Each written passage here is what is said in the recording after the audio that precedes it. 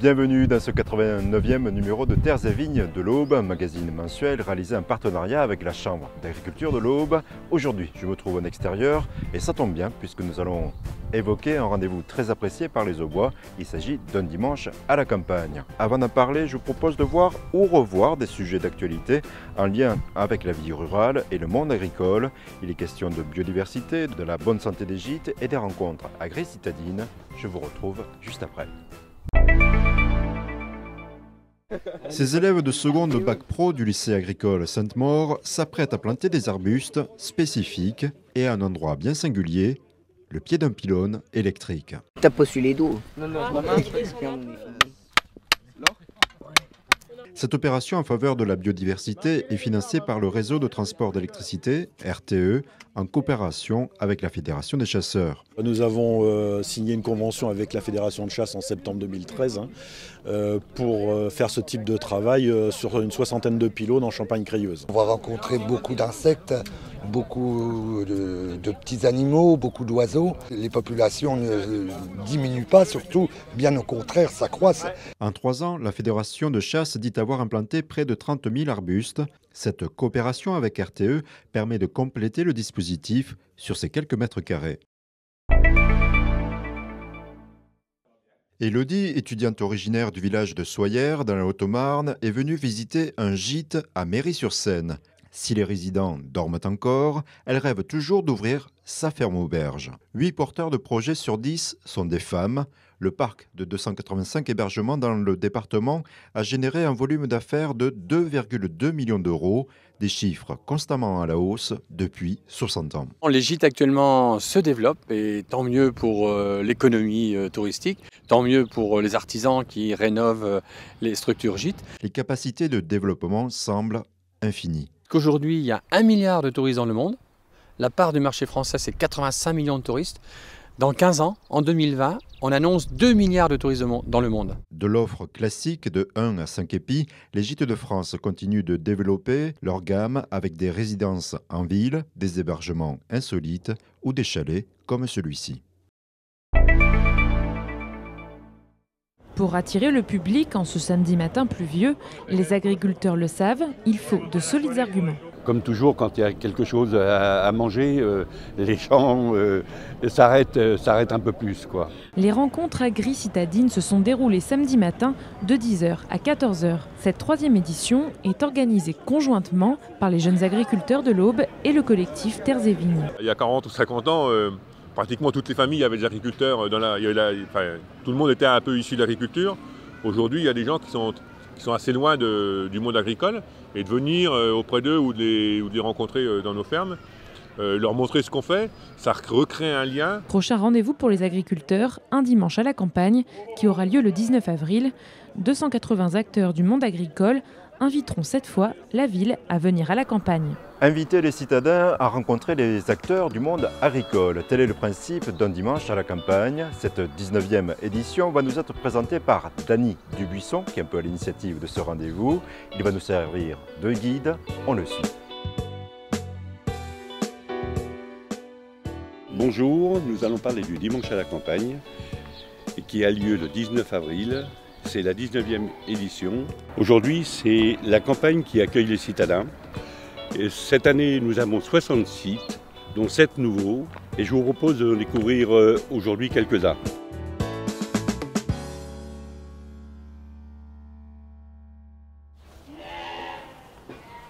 Bonjour, bonjour le directeur. Donc, depuis combien de temps vous ouvrez vos portes pour le dimanche à la campagne? Donc pour le dimanche à la campagne, ça fait 5 ans qu'on est rentré dans le dispositif et on ouvrira pour la 4e fois. Et pourquoi vous ouvrez les portes du lycée agricole? Alors c'est important, donc dans le cadre de nos missions, mis à part l'enseignement, on a aussi les missions d'insertion dans le territoire, nos actions dans le territoire par de l'expérimentation, et puis aussi faire découvrir au grand public ce que l'établissement agricole représente, pas uniquement de l'enseignement, mais aussi une ferme et une ferme ouverte. Mesdames, monsieur le directeur, on se trouve où actuellement? Eh bien donc on se trouve dans la bergerie, une bergerie qui est récente comme vous pouvez le voir et qui accueille les moutons maintenant depuis 3 ans. Cette bergerie sera ouverte bien sûr puisqu'on met l'accent lors du dimanche à la campagne sur la production ovine. Je vois que vous prenez un grand intérêt à cette journée.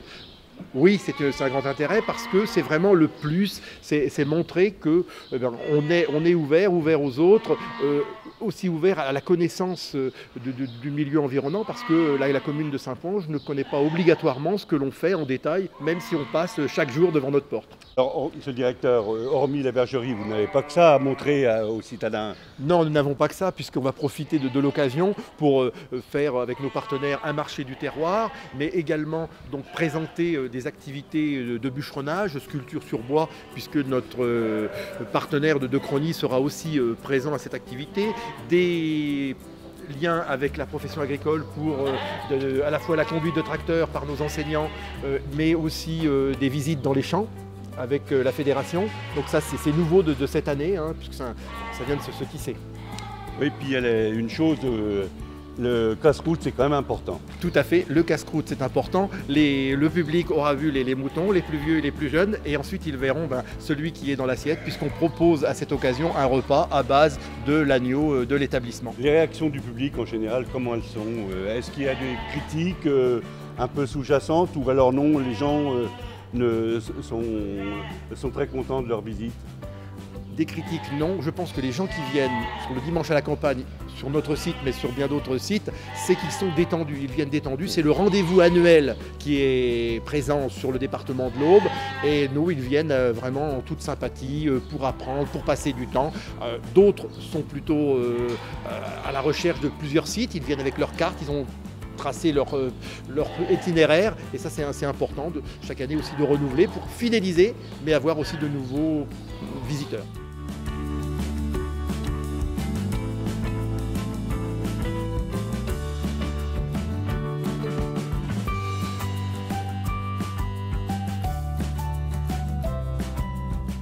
Là, c'est ce jour-là, le phare, c'est sur l'agriculture, mais après, on a aussi l'aménagement paysager, les services qui sont à côté.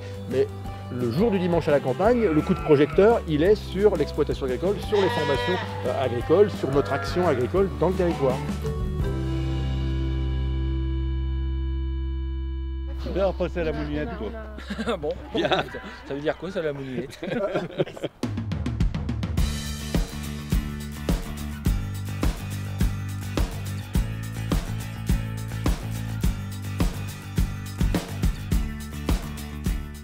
Alors, Michael, on va se tutoyer parce que ça fait longtemps que je connais.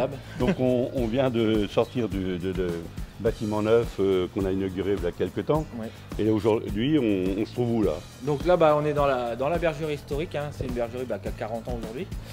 Et en fait, on est là simplement parce que donc les brebis qui sont, qui sont là dans ce bâtiment-là vont mettre bas normalement la semaine prochaine.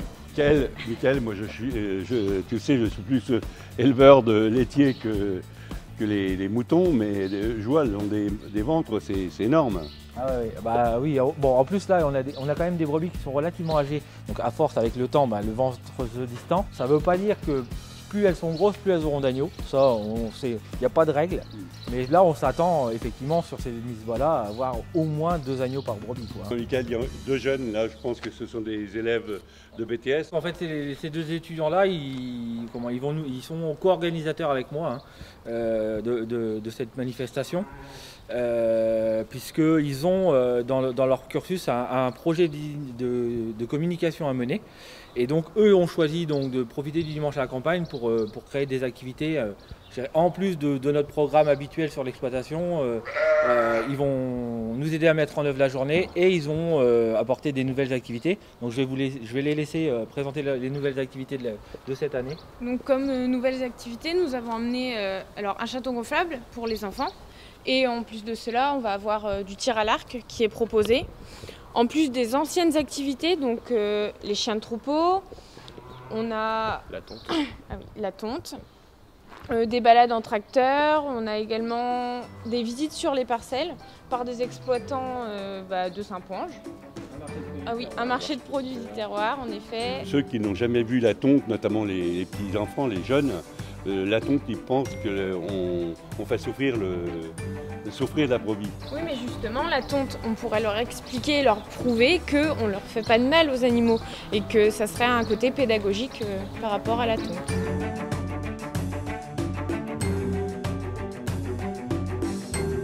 quitte un instant le monde d'un dimanche à la campagne et on retrouve l'actualité agricole avec le retour sur l'actu. Vous l'avez constaté, l'actualité est extrêmement chargée ce mois-ci dans le monde agricole.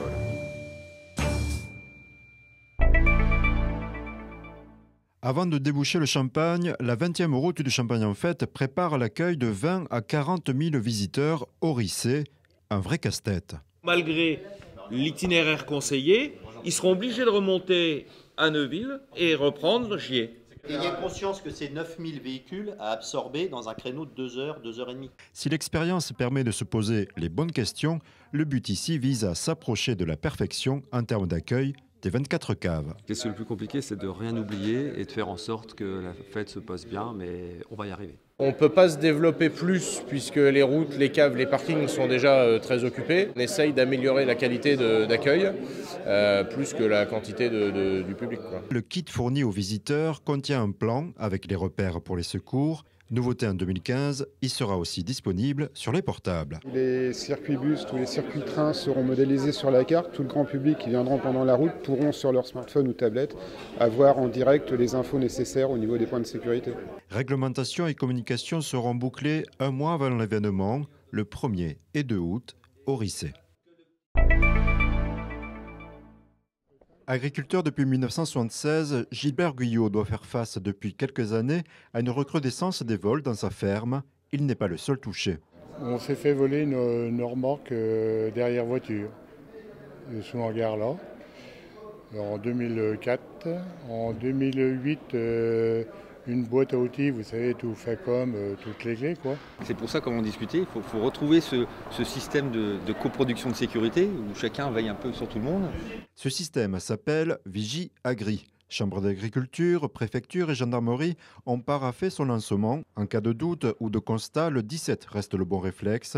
Ce système prend ensuite le relais pour diffuser l'information. Le réflexe pour tout le monde, qu'on soit agriculteur ou qu'on ne le soit pas, c'est de faire le 17. Et là, c'est notre plateforme centre opérationnel qui fait le SMS et qui le balance sur la liste qui a été préparée. C'est pour ça qu'il est très important que les agriculteurs s'affilient au système auprès du site, notamment de la Chambre d'agriculture. Car si 50% des vols concernent le carburant, certains semblent être réalisés avec minutie. Mais on arrive quand même à avoir trois tracteurs, 3 engins. Il y a même une moissonneuse-batteuse il y a quelques années. Donc ils viennent avec des semi-remorques. C'est, je vous dis, très commandé, très prévu, très opérationnel. C'est repéré bien sûr à l'avance. Ça peut être du matériel électronique. On démonte sur un tracteur une partie bien précise qui est bien sûr très chère. Il y a eu des animaux, soit tués, soit vivants. Pour les agriculteurs, l'inscription est gratuite sur le site de la Chambre d'agriculture. Ils pourront ensuite recevoir des alertes SMS.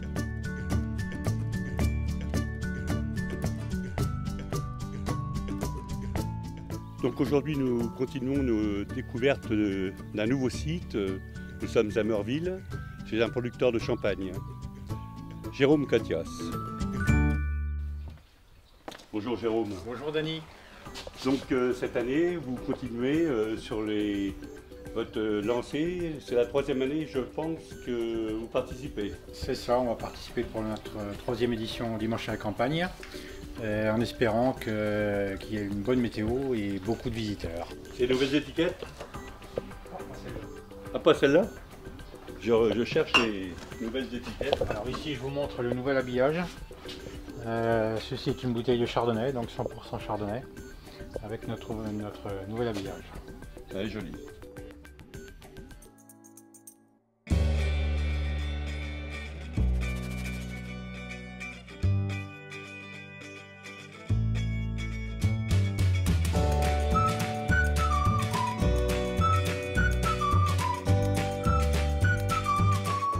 Donc Jérôme, là, vous allez faire une visite guidée et je pense que vous allez dégorger le champagne parce que c'est quand même un point très intéressant dans la fabrication du champagne. C'est un point très intéressant effectivement, c'est à ce moment-là où on éjecte le dépôt qui est dans le fond du goulot ici. Voilà. Et donc après dégorgement, avec la pression qu'il y a dans la bouteille, le dépôt va être éjecté. Attention, ça éclabousse un peu. Et le cheminement, c'est quoi après? Alors ensuite, nous allons incorporer une liqueur d'expédition, c'est du vin et du sucre. La quantité de liqueur va déterminer si vous voulez un brut ou un demi-sec. Donc nous plaçons la bouteille sur les machines et cette machine va incorporer la liqueur d'expédition. À l'issue, nous mettrons le bouchon définitif et une mesure.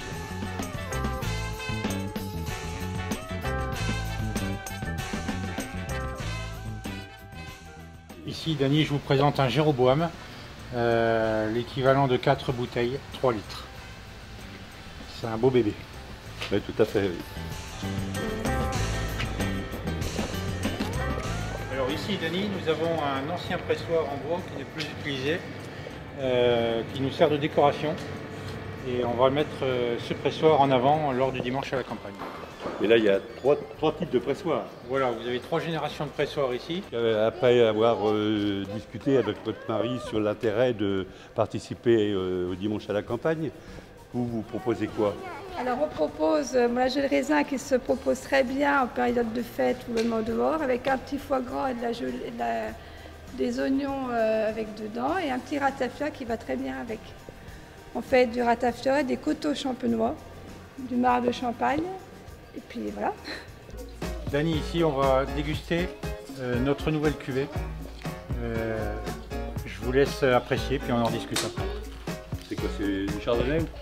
Chardonnay avec un autre cépage. Ah. À votre santé. Santé. Santé, Dany. Je vous propose de continuer avec un rosé saigné, élaboré par macération.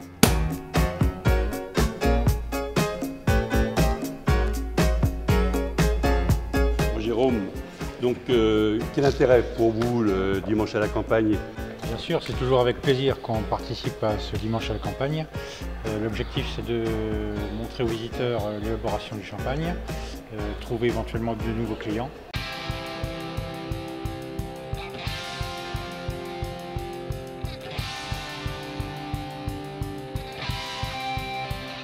Donc nous sommes ici à Montmartin-le-Haut et je vous présente Joël Verpi qui, pour la combien de fois, Joël, tu présentes? C'est la sixième campagne. 6e campagne.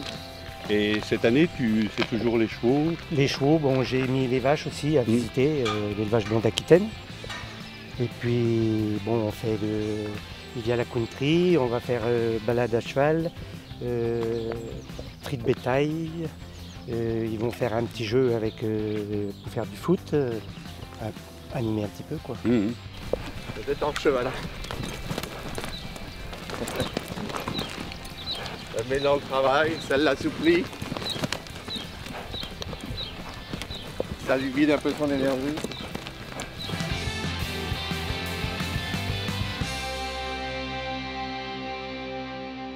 Dimanche à la campagne, pour toi, je pense que c'est important puisque ça fait la 6e fois que tu le fais. D'abord, pourquoi tu continues? Et puis ensuite, est-ce que tu vas proposer des nouvelles animations? Eh bien, bon, oui, ça nous intéresse. Évidemment, je serai tout seul, je ne le ferai pas parce que bon, c'est beaucoup de travail et beaucoup de préparation. Jour de la porte ouverte, il y a Romain là, qui est le dresseur. Donc il va prendre un cheval qui a jamais été, il a juste été décollé. Et il va se consacrer à peu près 3/4 d'heure et puis monter dessus et faire les 3 allures, pas trop galop. Bon, ensuite, on va lâcher des vaches et puis ils vont trier. Donc ils vont isoler une vache et puis du troupeau et puis la maintenir. Bon, ils vont faire un peu avec un ballon de foot, quoi. Ils vont jouer un peu au foot. Et puis bon, la country, qui vont danser un peu la country. Ces deux-là. Ces 2 chevaux-là, ils vont faire la country 3-4 fois dans la journée.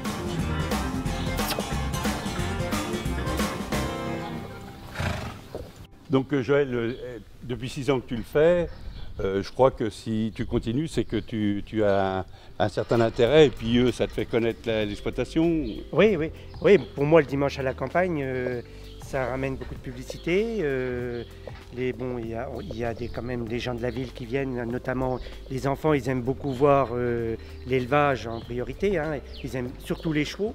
Hein. C'est quelque chose qui est assez... Bon, les vaches, les petits veaux, tout ce qui est les petits poulains, ils sont tous autour à les papouiller et tout ça, quoi. Donc pour moi, le dimanche à la campagne, c'est quelque chose qui est positif pour moi au niveau pub, vente de chevaux, parce que j'arrive à vendre quelques chevaux au dimanche à la campagne. Et je crois que tu as aussi quelque chose de particulier, tu fais une tombola. Oui, depuis 4 ans, je mets un cheval à gagner, un cheval qui a 2 ans, donc au choix, j'en mets 2 et les gens les choisissent. Et puis, ça ramène aussi un petit peu de monde, il y en a qui aiment bien. Alors c'est 10 € le ticket et puis c'est au choix. Je crois que c'est quelque chose d'intéressant parce que c'est pas, on ne gagne pas un panier garni. Non, et puis bon, c'est un cheval quand même plein papier américain, plein papier français. Donc c'est un cheval qui va entre 2000 et 3000 €. Et puis en plus, tout ça, tu fais de la restauration, je crois. Oui.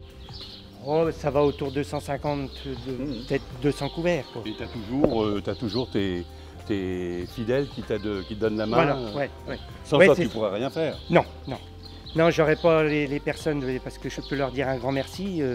C'est parce que ça fait énormément de travail en préparation. Et puis même le jour même, faut pas. Les gens déjà, ils n'aiment pas trop attendre, donc il faut que ce soit assez rapide. Merci, Joël. Merci aussi. Vous l'avez vu, l'actualité agricole est riche et ce monde rural qui vit donc vous invite à découvrir toutes les activités durant ce dimanche 19 avril. C'est l'opération Un dimanche à la campagne. C'est déjà aussi la fin de cette émission, mais on se quitte avec de la bonne humeur grâce à un rendez-vous imaginé par la Chambre d'agriculture, le GDV et CAPC et un rendez-vous autour des vins clairs. Alors les vins clairs, c'est tout simplement les vins qui seront ensuite transformés en champagne. Ils n'ont pas encore toutes leurs bulles, mais ils apportent déjà de la bonne humeur. Et je propose de voir ce sujet pour nous quitter.